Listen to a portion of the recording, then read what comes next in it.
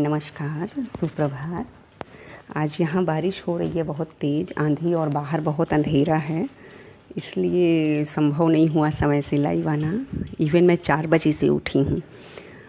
तो अब तक हमने देखा काव्यशास्त्र क्या है, क्यों है, हमें क्यों जानना चाहिए। उसके बाद हमने भारतीय काव्यशास्त्र के इतिहास की झलक देखी, भरत मुनि से लेके पंडित राज जगन्नाथ तक।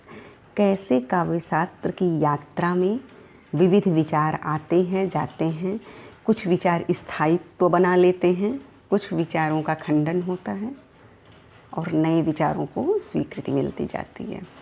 तो हमने जब इस विचार यात्रा को देखा तो फिर उसके बाद अब हम आज पाश्चात्य काव्यशास्त्र, दिनेश भाई अगर मेरी आवाज़ जा रही है तो आप कंफर्म करिए, आज हम पाश्चात्य काव्यशास्त्र की यात्रा को देखेंगे और इसमें हम प्लेटो से लेके रिचर्ड्स तक की विचारों को और यात्राओं को समझेंगे। तो सबसे पहले मैं बता दूं कि 5वीं शताब्दी BC के लगभग होमर के महाकाव्य इलियड और ओडिसी मिलते हैं, वो और भी प्राचीन हैं।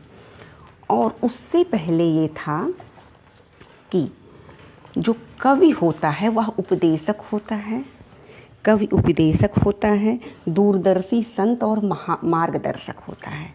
लेकिन ऐसे विचारों के ही बीच जब प्लेटो आते हैं यूनान में, आप देखेंगे पाश्चात्य ज्ञान, राजनीति, हर चीज़ का स्रोत आपको यूनान से मिलता है, यूनान ग्रीक सभ्यता से, क्योंकि वही आदि स्रोत है। तो ऐसे में हम देखते हैं कि यूनान के दार्शनिक प्लेटो आते हैं और वो कविता को समाजोपयोगी नहीं स्वीकारते। काव्यशास्त्र के सिद्धांत में सबसे पहले सिद्धांत जो इस्टेब्लिश है वो प्लेटो का, और वो काव्य को समाज के लिए उपयोगी नहीं मानते। इसके उन्होंने कारण बताए हैं। और जाहिर सी बात है, उस समय का कवि जो है अपनी सामाजिक आवश्यकताओं के आधार पर सिद्धांत तय करता है। तो यूनान के प्लेटो के समय में यूनान की अस्थिर व्यवस्था थी, युवा दिग्भ्रमित थे और बहुत सारी समस्याएं थीं। ऐसे में उन्होंने ये कहा कि अगर लोग कविताएं लिखने लगेंगे तो शायद कविताओं से या काव्यशास्त्र से उनके समाज को नया ज्ञान, नया चिंतन नहीं मिलेगा जो उपयोगी हो।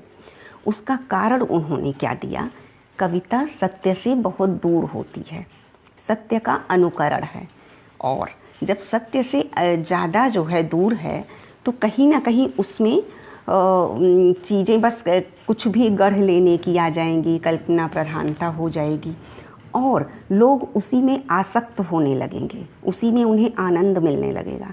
तो ऐसे में समाज को जो चाहिए वो नहीं मिल पाएगा। तो इस आधार पर प्लेटो के विचार उस समय की सामाजिक आवश्यकताओं के अनुकूल थे।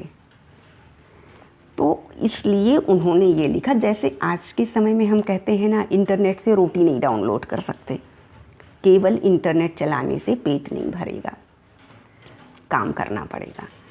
डेटा फ्री कर देने से इंसान की रोटी, कपड़ा, घर वाली आवश्यकता नहीं पूरी होगी।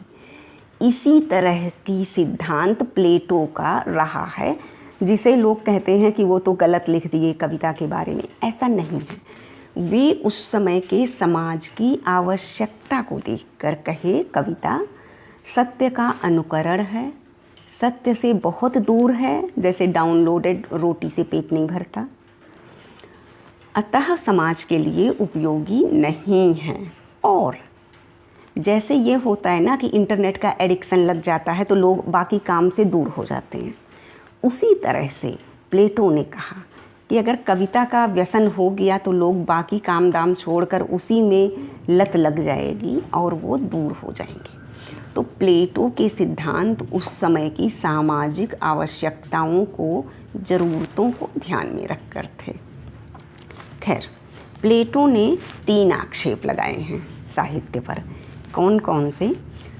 साहित्य सत्य की छाया का अनुकरण करता है, ठीक, अतः वह अज्ञानजन्य है। सत्य की छाया का अनुकरण करता है, इसलिए अज्ञान है, वो सत्य नहीं है।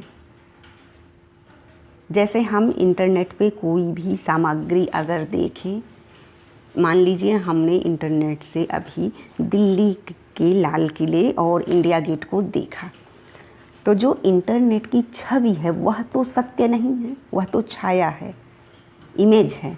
सत्य तो वहाँ जाकर उसकी नाप और इंचेज हम ले सकते हैं। तो यह छाया जो है अज्ञानजन्य है, मूल ज्ञान से बहुत दूर है। ये इसी तरह से साहित्य जो होता है वह सत्य मूल ज्ञान से दूर है। ये प्लेटो का विचार है और उस समय के समाज के लिए जो जरूरी है वो होना चाहिए। तो कविता जब साहित्य सत्य की छाया से का अनुकरण करता है, सत्य की छाया का कॉपी करता है, तो यह ओरिजिनल नॉलेज नहीं है।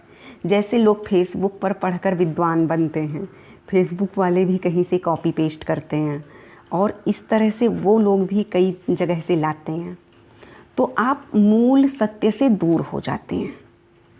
तो इस तरह से ये अज्ञानजन्य है, मतलब इसकी विश्वसनीयता अच्छी नहीं है, विश्वसनीयता सुनिश्चित नहीं है। तो इसलिए उन्होंने कहा साहित्य सत्य की छाया का अनुकरण करता है।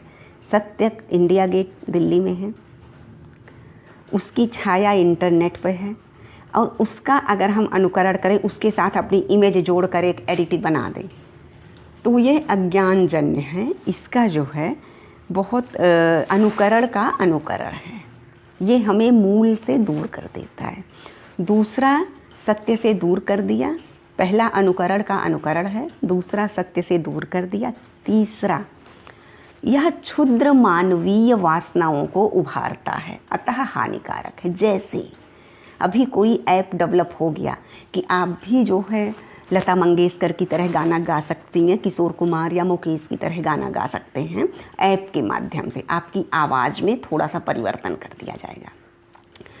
आप देखेंगे कि हर व्यक्ति को आदत पड़ जाएगी उसी काम की, मतलब 1000, पहला 2 शुरू करेगा, 10 शुरू करेंगे, फिर 15, फिर 1000, फिर 10,000।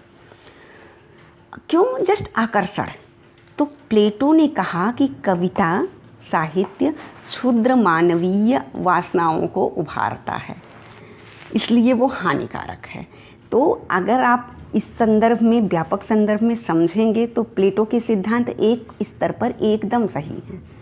जैसे अभी एक क्राइम हो जाए मान लीजिए, तो उस पर जो है कविता लिखने वालों की लाइन, भीड़ आ जाएगी।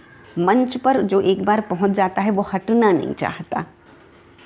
आजकल तो मार्केट पब्लिश कराने का है पैसे देके, तो उसमें थोक के भाव पब्लिश हो रहे हैं, बिके ना बिके पब्लिश होंगे। 150 कॉपियाँ छप जाती हैं, बांटते रहते हैं। तो कहीं ना कहीं से सबको अपनी किताब छपवाने का नशा है। ये मैं प्लेटो का सिद्धांत बता रही हूँ, जो आई थिंक 500, 300, 400 BC है। प्लेटो को हम अलग से पढ़ेंगे तो उसके टाइम पीरियड पर रिसर्च करेंगे। तो हम ये देखते हैं कि जो प्लेटो ने 3 आक्षेप लगाए हैं साहित्य पर, कि साहित्य सत्य की छाया का अनुकरण है, मतलब अनुकरण का अनुकरण है, इसलिए ये अज्ञानजन्य है। ये भी सही है एक स्तर पर। यह सत्य से दूर है, सही बात है। जब अनुकरण का अनुकरण है तो सत्य से दूर होगा। सत्य से दूर है तो क्षुद्र मानवीय वासनाओं को उभारता है, इसलिए हानिकारक है। सब के सब लाइव आ जाते हैं, कुछ ना कुछ बोल ही देंगे, तो इसका कोई बहुत उपयोग भी नहीं है, दीर्घगामी या बहुत अच्छा, बहुत स्तरीय। इस स्तर पर प्लेटो ने साहित्य पर आक्षेप लगा के साहित्य के महत्व को हटाया है। साहित्य से पेट नहीं भरता, समाज को दिशा नहीं मिलती, यह भी एक उच्च कोटि का ज्ञान है, इसे हम मना नहीं कर सकते। ठीक, अब हम दूसरी बात पर आते हैं। जब उनके बाद अरस्तु आते हैं। अरस्तु प्लेटो के शिष्य थे और उनके इन 3 आक्षेपों का जवाब देते हैं। तो जब जवाब देते हैं अरस्तु, तो कहा जाता है, जब भारतीय स्कूलों में, हमारे कॉलेज में पढ़ाया जाता है कि पाश्चात्य परंपरा तो बकवास है, शिष्य ने गुरु के सिद्धांत को उलट दिया। ऐसा नहीं है। सिद्धांत आगे बढ़ता है। ये मेरा विश्लेषण, मेरा मौलिक है। मेरी मित्र ने कहा है अपने मौलिक सिद्धांतों को कॉपीराइट बताया करो। हाँ, तो मैं बता रही थी कि अरस्तु ने प्लेटो के सिद्धांतों को परिष्कृत करके नई दिशा दी, उसे खारिज किया। किस किस आधार पर? क्योंकि प्लेटो के सिद्धांत एक स्तर तक सही हैं, तो अरस्तु ने उन तीनों का जवाब दिया। आप देखेंगे शिष्य ने गुरु के आक्षेपों का जवाब दिया है। यहाँ ये हो सकता है कि शिष्य ने मर्यादा का उल्लंघन किया, लेकिन ऐसी बात नहीं है। इंडियन सिस्टम में मैं आपको एक उदाहरण देती हूँ। एक शिष्य रहे हैं प्रभाकर गुरु। अब आप सोचिए कि वो शिष्य रहे हैं लेकिन उनका नाम है प्रभाकर गुरु। क्यों? क्योंकि गुरुकुल में शिष्य, एक बार गुरुजी बार बार किसी पद की समस्या पूर्ति में भोजपत्र लेकर बैठते, शब्द समझ में नहीं आ रहा है, लिखते, फिर उठकर वे टहलने लगते, फिर बैठते, फिर लिखते। इसी तरह से सुबह से शाम हो गई। गुरुजी थोड़ा बाहर गए तो प्रभाकर आए और गुरुजी के पोथी पत्रे को पलटा और जो उसमें जहाँ शब्द की समस्या थी उसे पूरा कर दिया। गुरुजी वापस आए, फिर बैठे और पलटे देखे तो ये एकदम सही है। उन्होंने कहा किसने किया? सामने आए प्रभाकर। तो गुरुजी ने प्रभाकर को प्रभाकर गुरु की उपाधि दे दी। आज से तुम मेरे शिष्य हो, लेकिन तुम्हारा नाम प्रभाकर गुरु होगा। तो इस तरह की तो परंपरा भारत में भी रही है। इसलिए हमें, अगर अरस्तु ने प्लेटो के सिद्धांतों का जवाब दिया, उसको रोक कर उसके स्तर को समझकर और विस्तार में नए सिद्धांत, नए रास्ते बताए, तो ये कहीं से भी गलत नहीं है। यही मानवीय चेतना की विकास यात्रा है। ठीक है, यहाँ तक हम आ गए। अरस्तु, प्लेटो के 3 सिद्धांत, काव्य पर आक्षेप, अनुकरण का अनुकरण है, सत्य से दूर है और यह क्षुद्र वासनाओं को उभारता है, मनुष्य को लत लगा देता है, नशा, इसलिए हानिकारक है। तो अरस्तु इसका जवाब क्या देते हैं? अरस्तु कहते हैं कि यह सत्य का अनुकरण तो है, लेकिन इसी बहाने नई सृष्टि होती है, नव सृजन होता है, नवोन्मेष होता है। हम छाया के सहारे, सत्य और सत्य की छाया के सहारे नया लेते हैं। एक बात जवाब हुआ। वह सत्य से दूर नहीं होता, बल्कि उसमें इतिहास की अपेक्षा अधिक व्यापक और सार्वभौम सत्य होता है। जैसे अगर हम इंडिया गेट की तस्वीर लिए तो वहाँ जाकर हो सकता है हम उतना ना जानें जितना इंटरनेट से कब इस्टेब्लिश हुआ, कब वो बना और कब कितने टाइम में बना, उसकी जियोग्राफिकल फीचर क्या है, उसकी लंबाई चौड़ाई कितना है। तो इस आधार पर अरस्तु ने कहा कि सत्य से दूर नहीं होता, अपितु इतिहास की और व्यापक और सार्वभौम सत्य होता है। ये भी सही है। इंडिया गेट घूम कर लोग फ़ोटो खींच कर आ जाते हैं, लेकिन इंटरनेट से कहिए बहुत अच्छी जानकारी ले लें। तो अरस्तु ने इस तरह से जवाब दिया है और उन्होंने कहा कि यह वासनाओं का संपोषण नहीं करता, क्षुद्र वासनाओं को, अवचेतन मन को नहीं जगाता, बल्कि विरेचन करता है। आप देखेंगे इतिहास में प्लेटो का सिद्धांत अनुकरण का सिद्धांत है, अरस्तु का सिद्धांत विरेचन का सिद्धांत है। विरेचन मतलब जैसे अगर हम अभी कोई कविता पढ़ रहे हैं तो जो मेरे अपने दुख हैं, तकलीफ़ हैं, टेंशन हैं, सब भूल जाएगा। जो भारतीय काव्यशास्त्र में कहा गया वेद्यांतर स्पर्श शून्य। तो हमें कविता सबसे ऊपर उठाकर एक असीम आनंद, अद्भुत आनंद देती है। मतलब हमारे दुखों को विरेचित करके हमें एक आनंदानुभूति देता है, हमारे भीतर की ही आनंदानुभूति से परिचय कराता है। तो इस तरह से काव्य हो गया। अरस्तु ने ये जवाब दिया कि सत्य का जो है वो नहीं होता, यह अनुकरण नहीं बल्कि इसमें नवीन सृष्टि होती है। यह अत्यधिक प्रामाणिक और सार्वभौम सत्य होता है, व्यापक होता है। दूसरा, यह वासनाओं को जगाता और पोषित करता नहीं, अपितु विरेचित करता है। विरेचित करता है। देखिए कितनी भी तकलीफ हो लोग मुस्कुरा देते हैं एक फ़ोटो खींचते हुए। तो इस तरह से आपके समग्र यथार्थ को, जो कटु यथार्थ को परे करके सत्य एक आपको नई मुस्कान दे देता है। इस तरह से अरस्तु ने कहा। उसके अलावा अरस्तु के साहित्य संबंधी जो विचार हुए वो ज़्यादा लोगों तक फैले और इन्हीं विचारों ने एक अच्छा साहित्य लिखा जाए इसलिए प्रेरित किया। ठीक है, ये हमने नोट्स बनाई है अपनी और उसके आधार पर मैं बोल रही हूँ क्योंकि मूल टेक्स्ट सारे अंग्रेजी में हैं। फिर इस तरह से हम देखते हैं कि कुछ लोगों ने उसमें कमी भी निकाल ली है। वो जब हम अरस्तु को सेपरेट पढ़ेंगे तब उसकी समीक्षा करेंगे। और उसमें जो है उस सबसे बड़ी बात है, उन्होंने काव्य को वास्तविक रूप से समझने का प्रयास किया कि आप किसी को नकारने से अच्छा है कि उसके अंदर की पॉजिटिविटी को समझा जाए।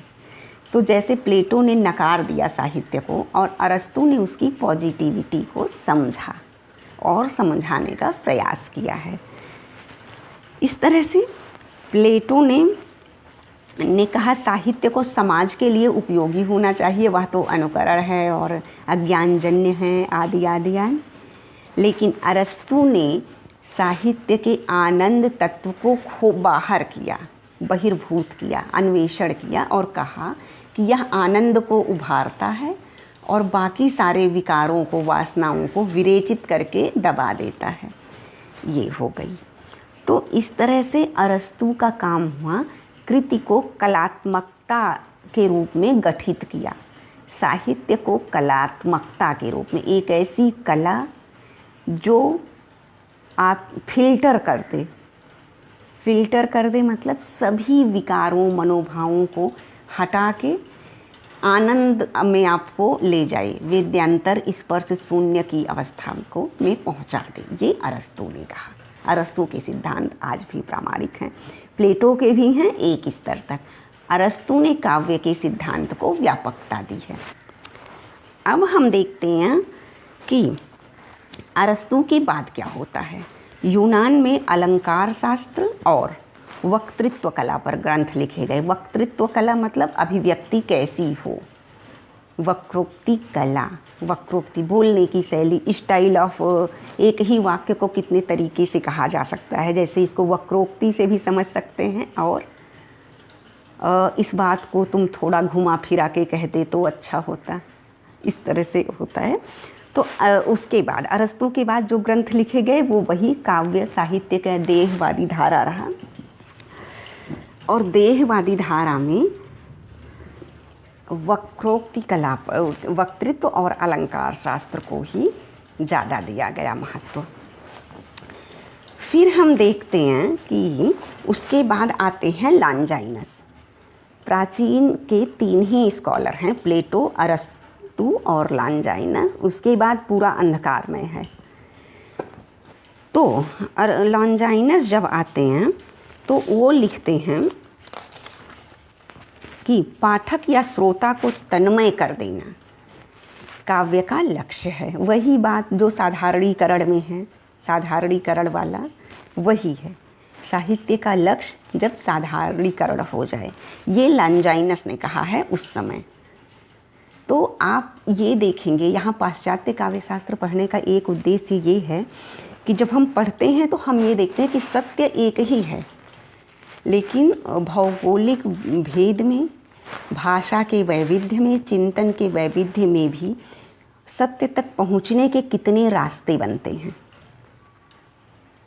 आनंद कहा, अरस्तु ने भी कहा विरेचित करके आनंद में ले जाता है। लॉन्जाइनस ने कहा कि श्रोता या पाठक को तन्मय कर देता है। तो इस तरह से काव्य का लक्ष्य उन्होंने कहा। और यही चीज़ें आपको इंडियन पोएटिक सिस्टम में भी मिलती हैं, भारतीय काव्य शास्त्र में भी मिलती हैं कि भरत मुनि ने कहा है कि दुखार्ता नाम समार्ता नाम सबको जो आनंदित कर दे, और स्त्री बच्चे किसी भी चारों वर्गों के किसी भी जातियों को एक साथ आनंद दे। हम भरत मुनि का नाट्यशास्त्र अलग से पढ़ेंगे, उसमें भी यही है कि जो अब दुखी अपना दुख भूल जाएं, श्रमिक अपना श्रम भूल जाएं, ऐसा नाटक हो, काव्य हो। तो वही चीज़ें यहाँ लॉन्जाइनस ने भी कहा, तन्मय कर देना। यह प्रथम पाश्चात्य समीक्षक हैं लॉन्जाइनस, जो कवि, रचना और सहृदय भावक तीनों के गुणों की विवेचना करते हैं। साधारणीकरण वाला याद करिए, आपको लॉन्जाइनस आसानी से समझ में आएंगे। उसके बाद स्कॉट, इन्हीं को जो है स्कॉट जेम्स कहते हैं कि ये प्रथम स्वच्छंदतावादी या सौंदर्यवादी हैं लॉन्जाइनस। अब आप देखते हैं, ये यूनान की कहानी है। तीन आए, प्लेटो, अरस्तु और लॉन्जाइनस। इन तीनों के स्तर पर कोई समीक्षक वहाँ फिर नहीं हुआ। होरेस ने कवियों को काव्य रचना के संबंध में कुछ परामर्श दिए थे, होरेस ने, और उनका सुझाव ऐतिहासिक महत्व है, लेकिन वह स्वतंत्र जो है काव्य शास्त्रीय ग्रंथ नहीं, कवियों के लिए सुझाव भर है।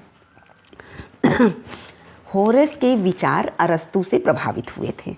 अरस्तु का जो सिद्धांत है विरेचन का और नवीन सृष्टि का, अनुकरण के माध्यम से नवीन सृष्टि का, और अत्यधिक प्रामाणिक सार्वभौम सत्य का, व्यापकता का, ये अरस्तु का सिद्धांत है। इसी से प्रभावित होरेस रहे हैं।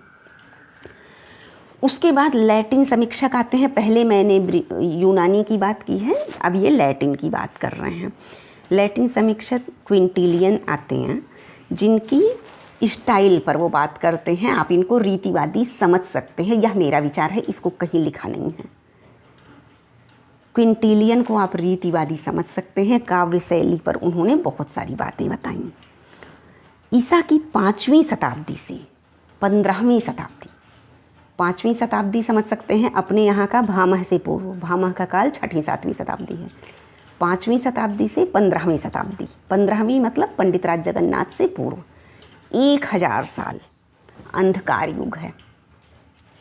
क्या हुआ है? कैथोलिकों का अत्याचार हुआ है। आप इतिहास में जाएंगे, कैथोलिकों ने कहा आप पैसे दो, हम पाप से मुक्त करेंगे। पाप से मुक्त होने के लिए तरह तरह के अत्याचार हुए हैं। ऐसे युग में ना कोई वैज्ञानिक आविष्कार हुआ है, ना काव्य सृजन हुआ है, ना सिद्धांत हुआ है। 5वीं सदी से 15वीं सदी तक इंडिया में क्या हुआ? 7वीं 8वीं सदी तक तो गुप्त काल का अवसान हुआ। 11वीं 12वीं शताब्दी में रासो काव्य लिखे गए। 13वीं से 16वीं तक आप भक्ति काव्य आंदोलन समझ सकते हैं, जहाँ कबीर जैसे निर्गुण हुए। हमारे यहाँ विषम परिस्थितियों में भी सूरज उगा है। नव्य न्याय की परंपरा आप ले लीजिए। तुलनात्मक अध्ययन बहुत ज़रूरी है। 5वीं शताब्दी से 15वीं शताब्दी पाश्चात्य में अंधकार युग रहा है। कोई इतिहास नहीं मिलता, लड़ाई झगड़े और कैथोलिकों के अत्याचार, लड़ाइयाँ। नील नदी में अगर लड़कियों का, महिलाओं का खून डाला जाएगा, काट के बलि चढ़ाई जाएगी, तो उसका पानी नीला से लाल हो जाएगा, रंग बदलेगा। ऐसे ऐसे अंधविश्वास वहाँ थे, और हम लोग केवल भारत को कोसते हैं, जबकि भारतीय आस्था ज्ञान प्रधान है, आपको ज्ञान की ओर ले जाती है। ठीक है, तो अब हम पढ़ते हैं कि 15वीं शताब्दी से क्या हुआ। अंग्रेजी साहित्य, अंग्रेजी भाषा 15वीं शताब्दी में अस्तित्व में आई। उससे पहले ग्रीक, लैटिन और यूनानी। आप अंग्रेजी के सारे शब्दों की उत्पत्ति लैटिन में पाएंगे, कुछ एक शब्द ग्रीक से भी हैं। तो कभी भी ये ना देखें कि संस्कृत कम से कम 5000 साल, गर्व करें कि आज भी संस्कृत हम लोग की जुबान पर है। अंग्रेजी पूरे विश्व में फैली 15वीं शताब्दी में विकसित हुई है। ठीक है, आप भाषा के इतिहास को अवश्य जानें। लैटिन से विकसित हुई है। यूनान, लैटिन, ग्रीक बहुत स्ट्रॉन्ग संस्कृति को लिए थे, लेकिन हुआ क्या? यूनान, मिस्र, रोमा सब मिट गए। जहाँ से कुछ बात है जो हस्ती मिटती नहीं हमारी। खैर, यहाँ हम 14वीं शताब्दी से 60 मतलब 17वीं शताब्दी की चर्चा करेंगे, जिसमें अंग्रेजी साहित्य डेवलप हुआ और यहाँ से सारे विचारक ऑलमोस्ट अंग्रेजी आए। कवि और कविताओं के माध्यम से या सिद्धांतों के माध्यम से उन्होंने अपने विचार दिए हैं। अब हम देखते हैं कि पुनर्जागरण काल ये हो गया, और वहाँ जब पुनर्जागरण हुआ था तो विज्ञान और सारे क्षेत्रों में हुआ था, एक साथ सब जाग गए थे। तो वहाँ परंपरागत प्रवृत्तियों की परीक्षा हुई। जो पारंपरिक प्लेटो, अरस्तू और लॉन्जाइनस के मत, इधर होरेस और क्विंटिलियन के मत थे, इनका परीक्षण होता है। और जब इनका परीक्षण होता है तो उसमें से कुछ सिद्धांत ग्रहण किए जाते हैं, कुछ छोड़े जाते हैं। अंग्रेजी समीक्षक जब आते हैं तो इटली के मानववाद को अपनाते हैं, मानवीयता को अपना लेते हैं, और प्राचीन मत को, प्लेटो, अरस्तू, लॉन्जाइनस के मत को वहीं तक स्वीकार करते हैं जहाँ तक उनका दृष्टिकोण मानवीय हो। मानवीयता को स्वीकार करते, एक मानक तय करते देते हैं, मानदंड। ये हो गया अंग्रेजी समीक्षक साहित्यकार। इटली के सिद्धांतों से मानवीयता को चुन लेते हैं। उसके बाद जब हम देखते हैं, थोड़ा सा आगे बढ़ते हैं, तो कौन कौन से आते हैं। जॉन कॉलेट, इरास्मस और विवेस। ये अपनी कृतियों में बौद्धिक दृष्टिकोण रखते हैं, दिमाग का इस्तेमाल अधिक करते हैं, कल्पनाशीलता, अनुभूति और भावनाओं का कम रखते हैं। बौद्धिक आ गया, नवीनयायिक टाइप का।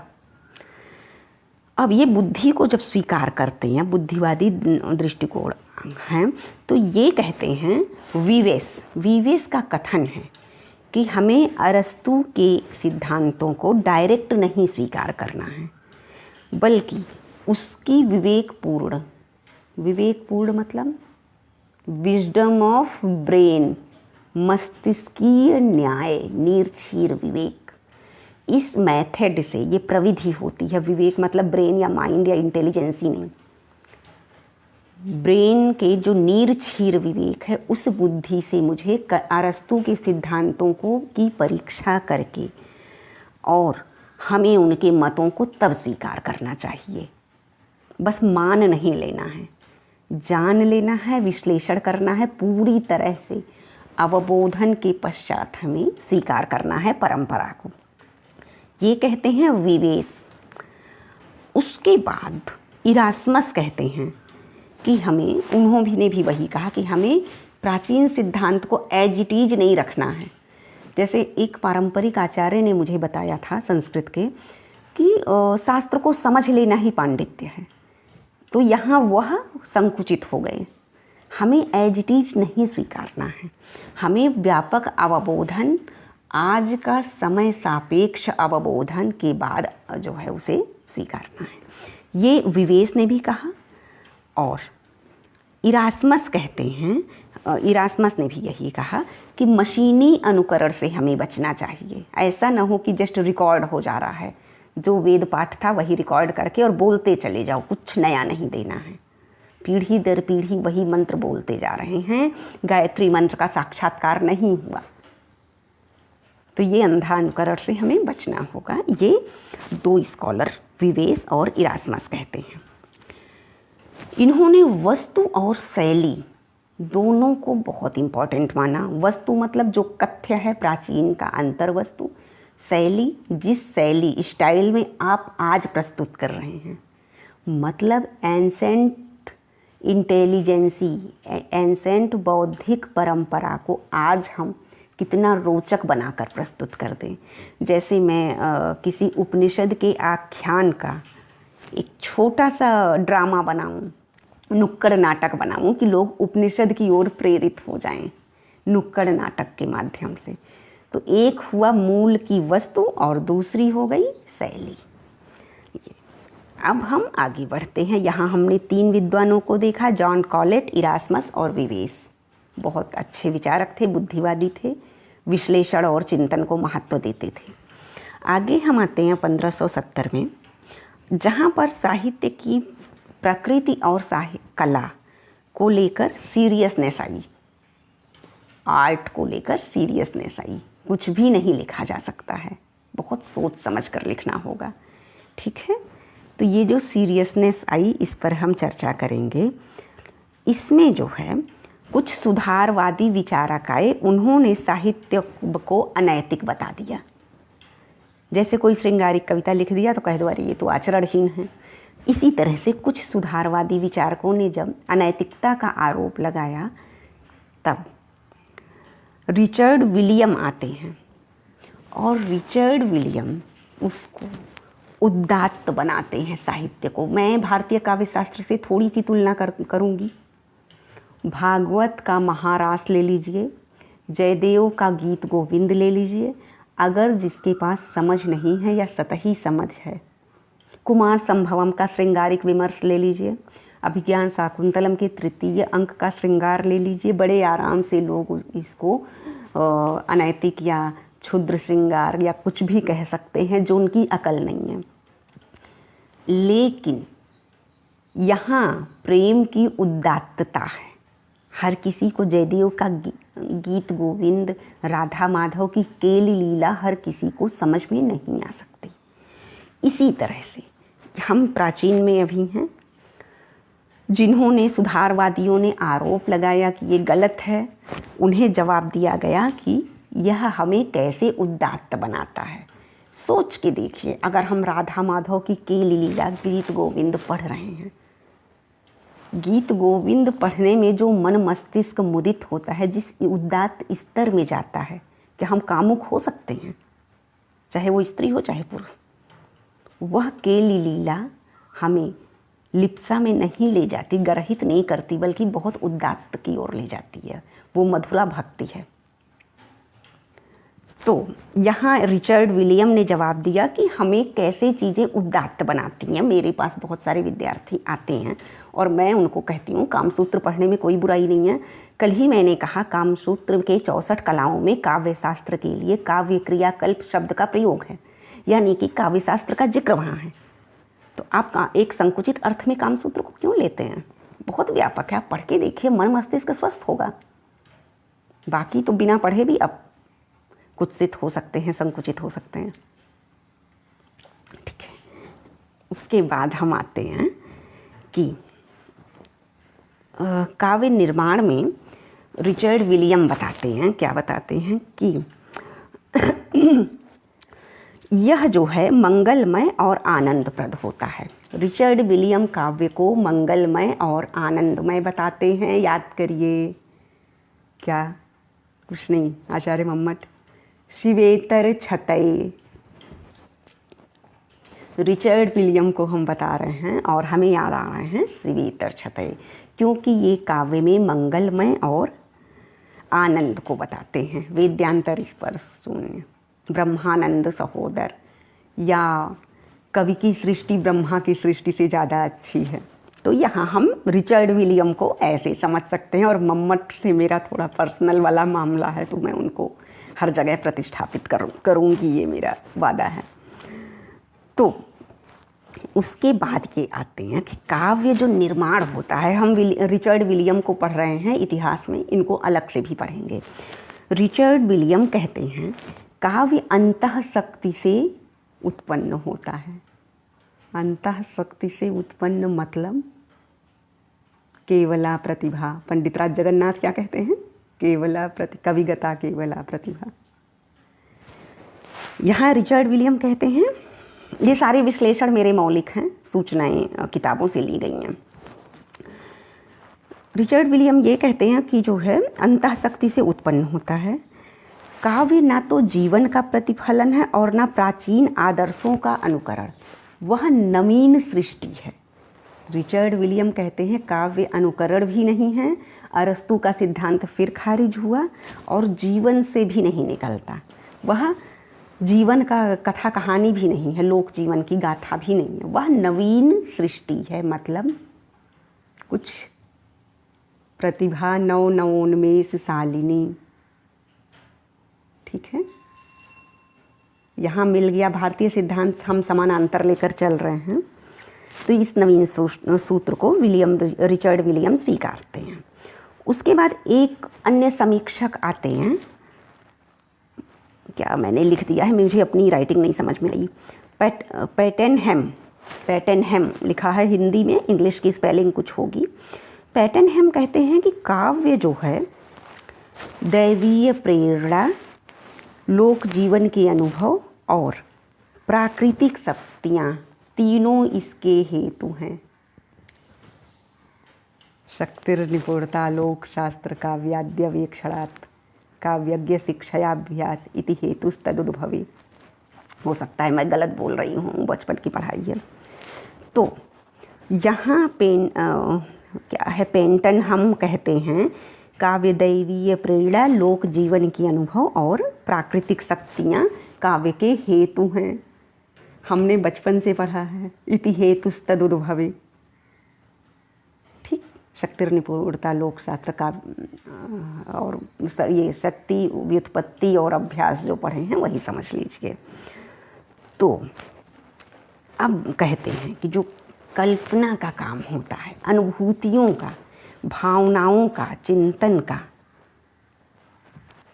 सूक्ष्म निरीक्षण का, जो कवि की क्रांतदर्शिता होती है, उसका काम क्या है। तो ये कहते हैं कि काव्य के निर्माण में कवि का क्रांतदर्शा होना आवश्यक है, कल्पना का होना, जो स्वयं में वो गढ़ता रहता है सृष्टि, उसका होना बहुत आवश्यक है। उन्होंने कल्पना को आवश्यक बना दिया, कवि की कल्पना को, और बताया कि कल्पना का रोल क्या होता है। कवि के जीवन में कल्पना का रोल होता है कि वह काव्य को अत्यंत उत्कृष्टतम, सर्वाधिक सुंदर और शिष्ट बिंबों से युक्त बना देती है। कवि की कल्पना ही है कि चांद में वो कब चंद्रमुखी देखे और कब ये उसमें पैरों में उसमें पद्म पुष्प की कोमलता देख ले।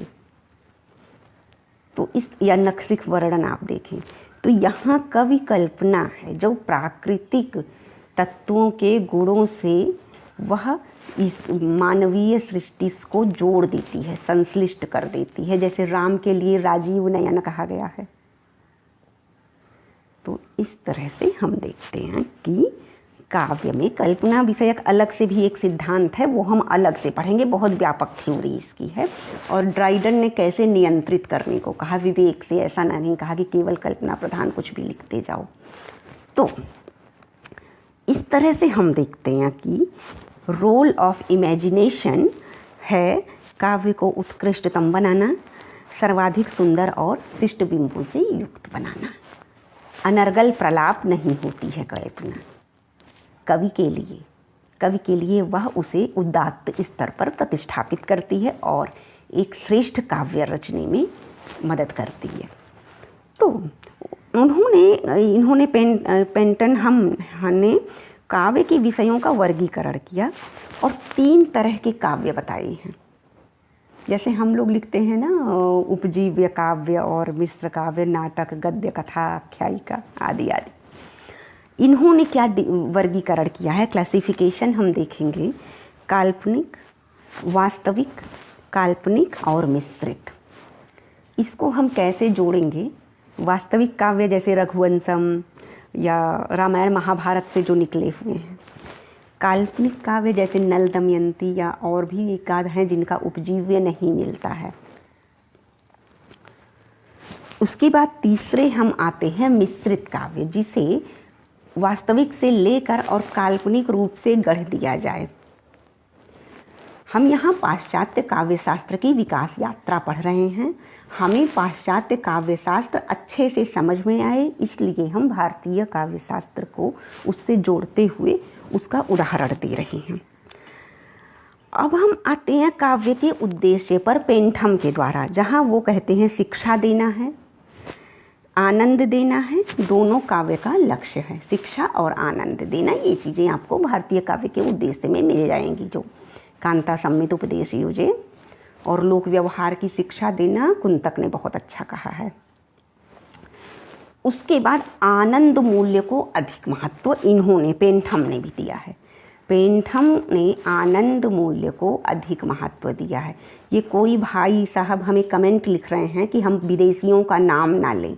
हमें विदेशियों को जानना बहुत ज़रूरी है अपने ज्ञान के विस्तार के लिए। जब हम सबको जानेंगे तब हम सबसे ज़्यादा महत्व अपने आप को दे पाएंगे। ठीक है। और अभी जो हमारा विषय है वो है पाश्चात्य काव्य शास्त्र का इतिहास। ठीक। यहाँ हम भारतीयों को इसलिए जोड़ रहे हैं कि जो कम पढ़े हैं पाश्चात्य काव्य शास्त्र को उन्हें आसानी से समझ में आए। ठीक है। उसके बाद इन्होंने पेंटम ने आनंद को, तो पेंटम एकदम सिमिलर दिखते हैं। इसको वेदांत की भाषा में कहें तो स्थूल शरीर का भेद होता है और सूक्ष्म शरीर सबको में, सूक्ष्म शरीर की समष्टि में सूत्रात्मा सबको एक सूत्र में बांधे रहती है। तो यहाँ उसका निदर्शन है सूक्ष्म शरीर की सूत्रात्मा समष्टि का।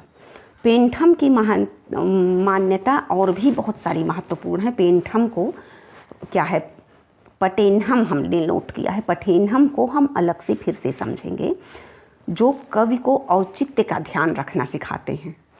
औचित्य का ध्यान रखना सिखाते हैं और अलंकार को थोड़ा सा कम सपोर्ट करते हैं। पटेनहम अलंकार को जब थोड़ा सा कम सपोर्ट करते हैं, कहते हैं कि औचित्य को, उद्देश्य को ध्यान में रखो और अलंकारों का साइलेंट प्रयोग करो। तो हमें याद आते हैं मम्मट की अनलंकृति और सगुणव।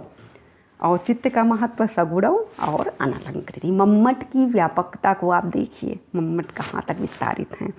पटेनहम को हम 16वीं शताब्दी में पढ़ रहे हैं और मम्मट 11वीं शताब्दी में। ठीक। उसके बाद हम आते हैं बेन जॉनसन पर। बेन जॉनसन ने डिस्कवरीज लिखी जिसमें उन्होंने स्वस्थ विचार और उपयुक्त शैली को काव्य के लिए आवश्यक माना है। उसके बाद काव्य में हेतुओं के अंतर्गत उन्होंने प्रतिभा और अभ्यास के बाद महान कवियों के अनुकरण के व्यापक अध्ययन का जोर दिया, जो कि हम व्युत्पत्ति समझ सकते हैं। व्युत्पत्ति मतलब के अंतर्गत महान कवियों का अनुकरण आप करें, कॉपी करने का प्रयास करें और व्यापक अध्ययन करें, तब आपकी काव्य में गुणवत्ता आ सकती है। इसके अतिरिक्त प्रतिभा और निरंतर अभ्यास को भी महत्व दिया। इन्होंने व्युत्पत्ति को व्यापक ढंग से परिभाषित किया। किन्होंने? बेन जॉनसन ने। उसके बाद बेन जॉनसन को हम देखते हैं कि ये पूर्वाचार्यों को फॉलो करने की बात करते हैं, अनुकरण की बात करते हैं और लोक शास्त्र को व्यापक रूप से पढ़ने की बात करते हैं, प्रतिभा और अभ्यास के साथ ही। यह प्रथम समीक्षक हैं जिन्होंने व्यावहारिक समीक्षा में निजी महत्व को, निजी दृष्टिकोण को स्वीकार किया। व्यावहारिक समीक्षा में आप सारे सिद्धांतों को लेते हुए अपना निजी दृष्टिकोण समझिए और इनका निजी दृष्टिकोण, इंडिविजुअल व्यू, अपने महत्व को दर्शाता है कि हम उस परम चैतन्य के का अंश से अखंड रूप में, व्यष्टि रूप में है। तो निजी दृष्टिकोण को इन्होंने व्यावहारिक समीक्षा में महत्व दिया। किन्होंने दिया है? बेन जॉनसन ने। इन लोग को हम अलग अलग से भी पढ़ेंगे, अभी बस सूचनाएं हैं। उसके बाद हम नव क्लासिकवाद पर आते हैं। अरे अभी बहुत ज़्यादा है, आज हो नहीं पाएगा। नव क्लासिकवाद पर जब हम आते हैं तो 16वीं शताब्दी का अंत होते होते समीक्षकों ने साहित्य रचना में व्यवस्था लाई। जब साहित्य रचना में व्यवस्था लाने लगे नव क्लासिक वाले, तो साहित्य के नियम बनाने लगे और जब नियम बनाने लगे तो साहित्यकारों के लिए आचरण संहिता बनने लगी। आचरण संहिता जो पहली प्रस्तुत की वो बोयलो ने प्रस्तुत की। बोयलो ने साहित्यकारों के लिए आचरण संहिता प्रस्तुत की है। अपनी कृति, बोयलो की कृति का नाम आर्ट पोएटिक है। इसमें उन्होंने उद्देश्य, काव्य शैली, काव्य प्रकृति और काव्य रूपों के विषय में नियम निर्धारित कर दिए। उन्होंने कवियों को परामर्श देते हुए कहा कि प्राचीन कवियों का अनुकरण तो करना चाहिए, लेकिन संभावनाओं पर और औचित्य पर पूरा ध्यान रखना चाहिए। और नवीन संभावनाएं क्या हो सकती हैं और आज के समय की मांग क्या है, इस पर हमें बोएलो कहते हैं आर्ट पोएटिक में संभावनीयता और औचित्य। पूर्वाचार्यों को आप लेकर चलें लेकिन और औचित्य का ध्यान रखें। काव्य की वस्तु अंतर तत्व के संबंध में उन्होंने कहा कि सामान्य प्रकृति की वस्तु पर ही काव्य लिखें, और ये बोएलो का मत है। और सामान्य उनका मत था। उसके अलावा नियम संहिता से क्या हुआ कि साहित्य बंधी बंधाई परंपरा पर चलने लगा। बोएलो ने जो साहित्यकारों के लिए आचार संहिता दी, उसके लिए साहित्य एक लीक पर चलने लगा, और जब लीक पर चलने लगा तो लोग प्राचीन लेखकों का अनुकरण करने लगे और नियम पालन इतना रूढ़ हो गया कि मौलिकता की आत्मा घुटने लगती है। रिजल्ट क्या होता है, जब आप एकदम लीक पर चलेंगे तो एकदम बोरिंग, उबाऊ, आत्मा घुटने लगी। इसी में जब साहित्य नियमों में कसा था, साहित्यकार के लिए आचार संहिता लिखी गई, लोग उसे फॉलो करने लगे, तो विद्रोह के रूप में स्वच्छंदतावाद का जन्म होता है। स्वच्छंदतावाद का जब जन्म होता है विद्रोह के लिए, इसी में सेंट एब्रमो आते हैं, और सेंट एब्रमो कहते हैं कि नियम उपयोगी तो होता है लेकिन बुद्धि कल्पना का सुधार कर सकती है। हमें अपनी भी बुद्धि का उपयोग करना चाहिए। इन दोनों का प्रयोग सीमित होना चाहिए। कल्पना और बौद्धिकता का प्रयोग सीमित होना चाहिए, लेकिन होना चाहिए। उसके बाद त्रासदी, पहले के वहाँ का काव्य पाश्चात्य का दो ही विभाजन है, कॉमेडी और त्रासदी, सुखांत और दुखांत। दुखांत काव्य में बहुत ज़्यादा क्या बोलेंगे, अतिशयोक्ति का प्रयोग ना हो, अति प्राकृत प्रयोग से बचना चाहिए ट्रेजेडी में, त्रासदी में, और इसका सीमित प्रयोग हो। और क्योंकि अति प्राकृत, अतिशयोक्तियों पर कोई विश्वास नहीं करता, इसलिए फिर से काव्य अविश्वसनीय बनता चला जाएगा। तो त्रासदी में केवल मानवीय पीड़ा या दुख का वर्णन न करके त्रासदी में मानवीय उदात्त को दिखाएं। अगर आप ट्रेजेडी लिख रहे हैं नाटक में, तो केवल दुख, रोना धोना के अलावा कोई उस दुख को कैसे सहन कर रहा है, कैसे उससे बाहर आ रहा है, यह भी दिखाएं। यह इनकी मौलिकता है, सेंट एब्रमो की। ट्रेजेडी में उदात्तता लाएं, केवल अतिशयोक्ति और रोना धोना, तकलीफ़ें ही मत दिखाएं। विरह में केवल नायिका कृष नहीं हो जाती है, कभी कभी नायिका बहुत कुछ कलात्मक भी कर सकती है, तो कुछ नया दिखाएं। जैसे विरह में हेममालिनी ने मेघदूतम लिखा, तो केवल उसका रोना धोना नहीं, उसकी यह क्षमता भी दिखाना चाहिए ट्रेजेडी में। खैर, सेंट एब्रमो ने साहित्य और मनोवैज्ञानिक अध्ययन पर की प्रवृत्ति पर बल दिया। साहित्यकार को युग की पृष्ठभूमि में देखने की प्रेरणा दी। साहित्यकार को पूर्वाचार्यों का अनुकरण न करें, उन्हें अपनी पृष्ठभूमि में रखकर उनसे प्रेरणा लेकर नवसृजन करें। इस तरह 17वीं शताब्दी में क्या आया, नव क्लासिकवाद। नव क्लासिकवाद कैसे, पूर्वाचार्यों की प्रेरणा अनुकरण न करके उन्हें पृष्ठभूमि में रखकर उनसे प्रेरित होकर नया लिखें, विवेक और कल्पना का सीमित उपयोग करें। और उसके बाद स्वच्छंदतावाद आता है। तो नव क्लासिकवाद और स्वच्छंदतावाद में संघर्ष आरंभ होता है 17वीं सदी में। 18वीं सदी के आरंभ में कुछ अंग्रेजी समीक्षक आते हैं। प्राचीन सिद्धांत का फिर से आप देखिए, दुनिया गोल है, कोल्हू के बैल की तरह, फिर प्राचीन को लेते हैं, कुछ नया करते हैं, फिर प्राचीन को लेते हैं, कुछ नया करते हैं। सूर्य का चक्कर पृथ्वी लगा रही है, चंद्रमा पृथ्वी का चक्कर लगा रहा है, ग्रहण पड़ रहा है, ये हो रहा है, फिर चक्कर लगा रहा है, वही चल रहा है। प्राचीन सिद्धांतों की जब गंभीर अध्ययन होते हैं तो स्वच्छंदतावादी चिंतन अपने विकास के लिए प्रयत्नशील हो जाता है। स्वच्छंदतावादी चिंतन अपने डेवलपमेंट के लिए ज़्यादा प्रयास करता है। एक तरफ पारंपरिक अध्ययन गंभीरता से हो रहा है, एक तरफ कहीं बटुक वेद पाठ कर रहे हैं, दूसरी तरफ स्त्री विमर्श और दलित विमर्श पर गाथाएं लिखी जा रही हैं। दोनों का अपना महत्व है। ऐसे में जो प्राचीन सिद्धांत पढ़ते थे उन्होंने केवल कल्पनाशीलता के विलास से हटकर बुद्धि को अधिक महत्व दिया और साहित्य में सुगमता, सरलता और स्पष्टता पर बल दिया।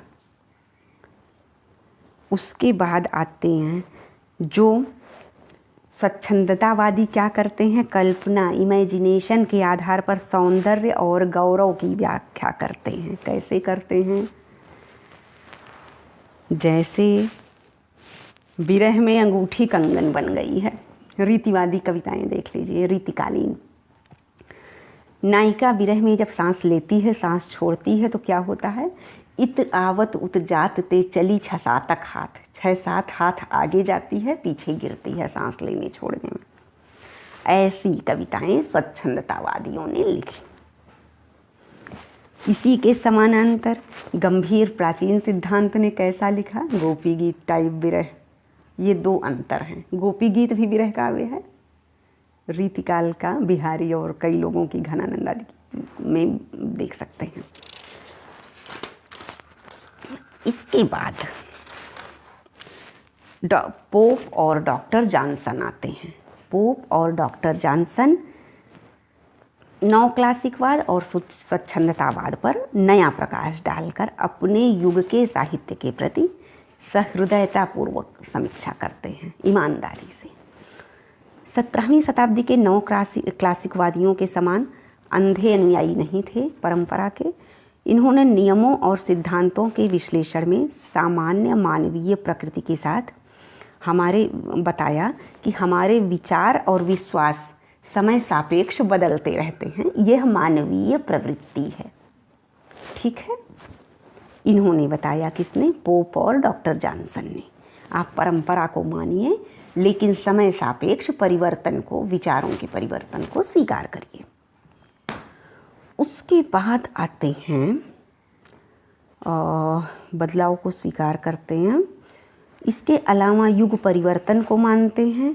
साहित्य का परीक्षण युगीन बुद्धि की अपेक्षा कल्पना को अधिक महत्व देते, प्रकृति पर न होकर सार्वभौम प्रकृति पर होना चाहिए।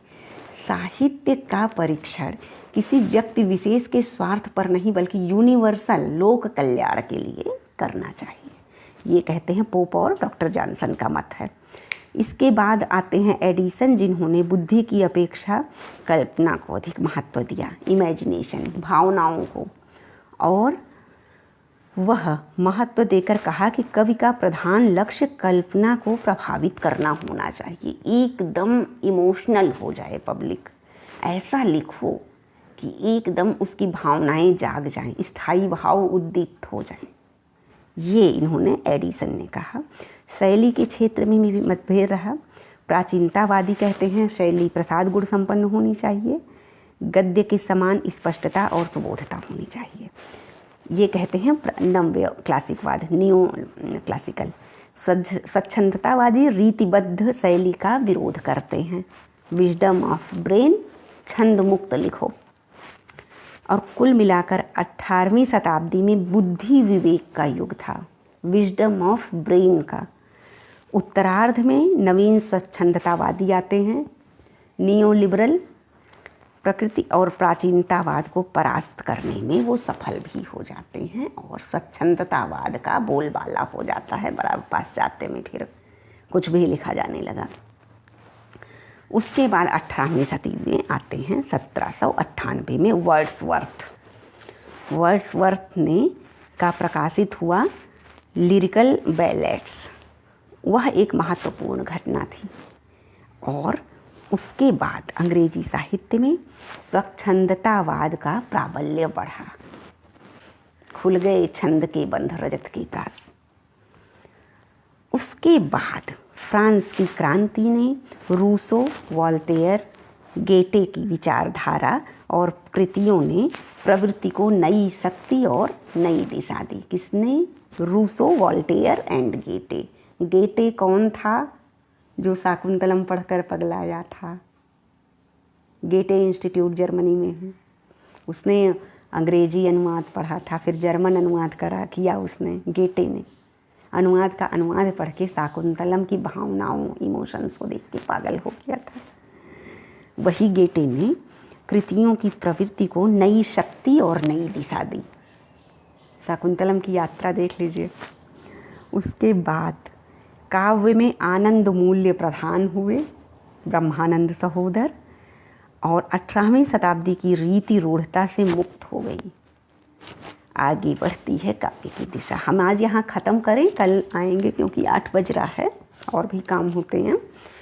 तो यहाँ तक हम देखते हैं क्योंकि अभी लगभग ये आधे घंटे चलेगा। कल हम वर्ड्सवर्थ के लिरिकल बैलेट्स में पार्ट 2 जोड़ेंगे। ठीक है, तब तक के लिए नमस्कार।